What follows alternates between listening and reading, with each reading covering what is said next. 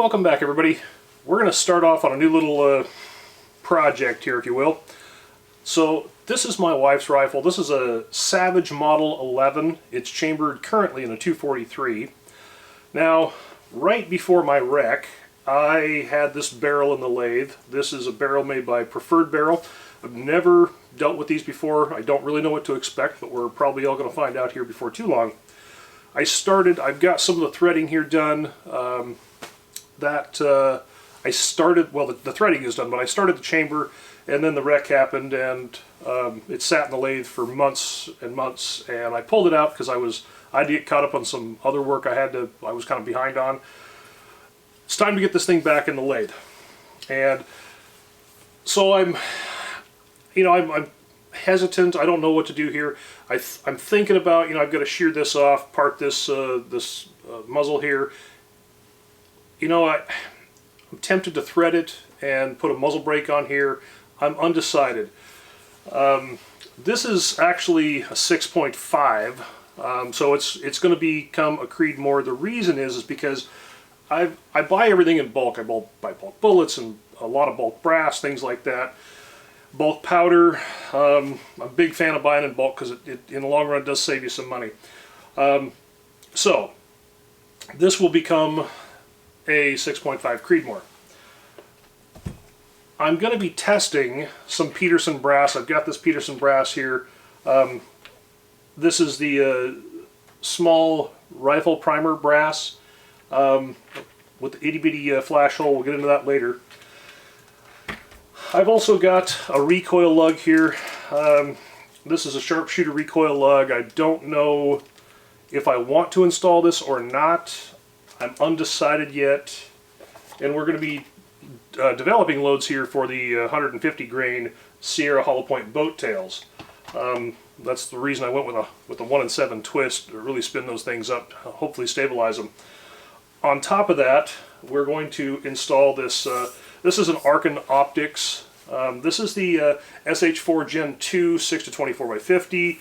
I don't have any experience with these scopes whatsoever. We're not sponsored by them. They did not send this to us. Actually, a friend of mine sent this to me and said, put it on this rifle, test it out, see what you think, for a potential affordable scope for the people that don't have the money to run out and spend, $1,500, $2,000, $3,000 on high-end scopes. I've got some good reports on these. I will hesitate to say what. Well, I'm not going to say anything because I simply don't know yet. But we're gonna find out. Some of the people that I do respect in the gun community here on YouTube have said good things about it, and so I'm hoping that's the case. So I think I'd like to know what you guys think. Should I put a muzzle brake on this thing or not? This is going to probably finish out at about 23.5. It's kind of a heavy barrel. It is fluted, but the contour is fairly heavy. And then what about the recoil lug? Should or should I not install that? So leave a comment down below and let me know what you think, and I'll just go with whatever you guys want to see, and I can show the machining on the muzzle brake and all that. So before I get this thing chucked back up in the lathe, I think for today what I'd like to do is just get this broke down, show you how I do that, and then we're going to make this kind of a small series here. So, breaking this down, finishing off the barrel, installing it, setting the headspace, mounting the scope, load development, out to the range, doing some shooting, see what kind of groups we get, see if we can get those SDs, ESs way down low, just kind of go from there and see how this whole thing comes together. So I don't know how many parts this will be. It, could be 6, 8, I don't know, but we'll have some fun doing it. So if you want to follow along, that'd be great. If you like these videos, give them a thumbs up. In the meantime, let's spin this around and get on the bench, get to work. All right, first thing I want to do is just pop these rings off here in the scope. Got to take the bolt out. To get the bolts out of the Model 11, you pull the trigger and then depress this here, and that releases your bolt. So that's out. That in there. And then we can take off our sling and bipod.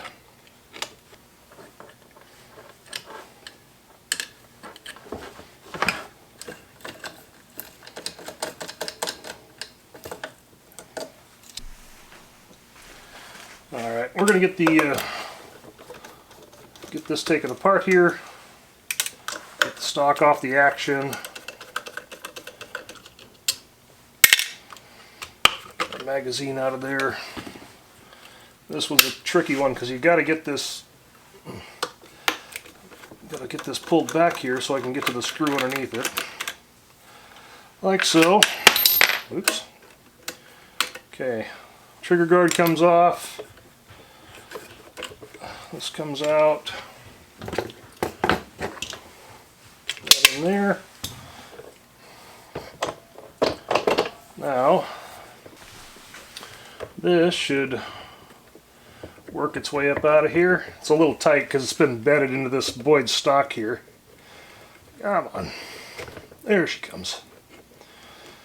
So if I do the recoil lug, if I change that, I'm going to have to rebed the front here, which is no big deal. I can grind all that out and just rebed it. So, alright, there's one empty stock. Let's set this back here.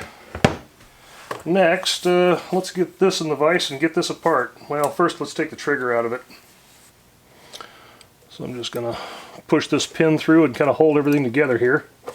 Pull that pin out. Lift your trigger up. Don't lose any springs or anything weird. Now we can put this in the vise and get the barrel off of it.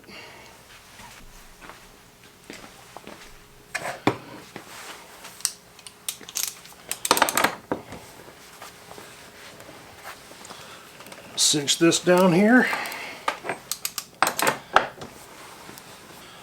Alright, we got that snug down. Tighten up our barrel wrench here.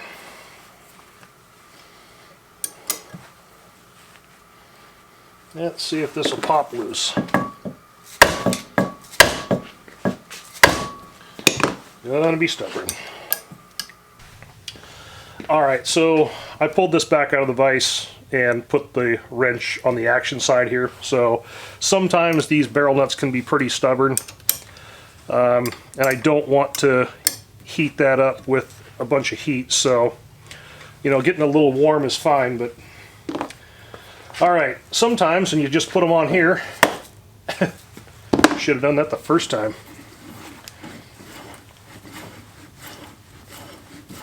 Just get this off of here. I still got to get that barrel nut off though. Usually once you get the action separated from the nut, that nut will come off easier. Let's see if that thing will move for us.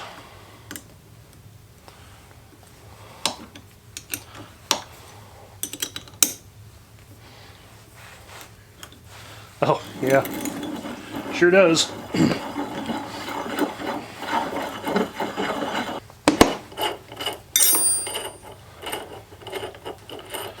There we go.